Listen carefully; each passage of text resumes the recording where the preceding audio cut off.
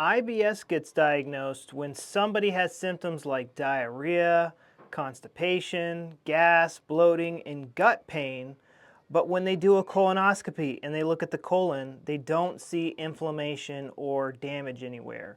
Then they might do an MRI or a capsule endoscopy, or put a camera down the esophagus and they look around and they don't see inflammation here, here, or here with all of these different tests.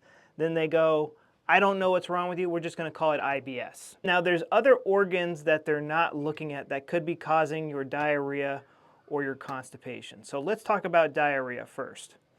So there are two organs, I guess you could say, that are responsible for diarrhea, that can cause diarrhea.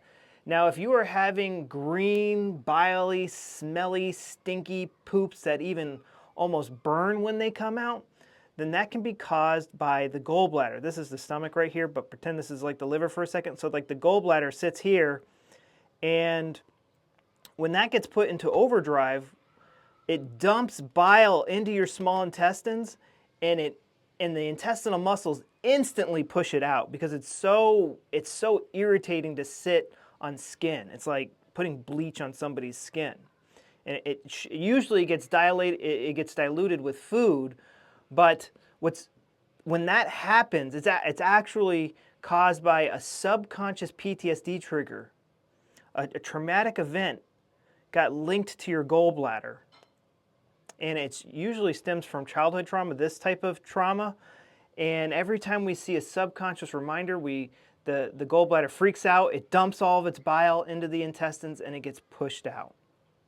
And this person is usually angry and frustrated about this conflict in their life. Now, the other side of the coin is constipation. Now, constipation and bloating is more, the conflict for that is, what is something I'm trying to hold on to, but I can't? Like, think about it. What is your intestines doing? They're holding on to something, trying to suck every last bit of value out of it. So when we look at the intestinal muscles, pretend this is the intestines, pretend that it's shaped better. They have muscles that run up and down and side to side. Within a second, the brain can tell this to collapse, and then you got to go to the bathroom. And within a second, it can expand, and then it clamps down. Doctors tested it. It clamps down here, and everything else expands. That's why you feel bloated. Gas gets trapped because sphincters are closing down. It's trying to hold in this precious thing. Maybe it's a boyfriend or a girlfriend or money. I need to hold on to this, but I can't. Okay, I'll help you out. And so that causes symptoms, but when they look around here, they really don't see anything wrong, and they go, I don't know what's wrong, IBS.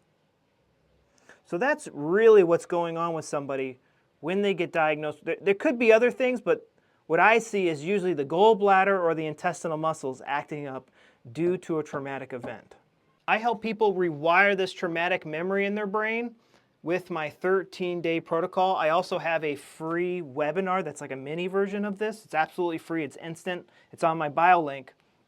But the proper treatment, you can eat all the best foods in the world, take all the supplements, you could do all these other things perfectly, but if you don't get the conflict under control that's putting your gut in and out of overdrive, it's impossible to get better.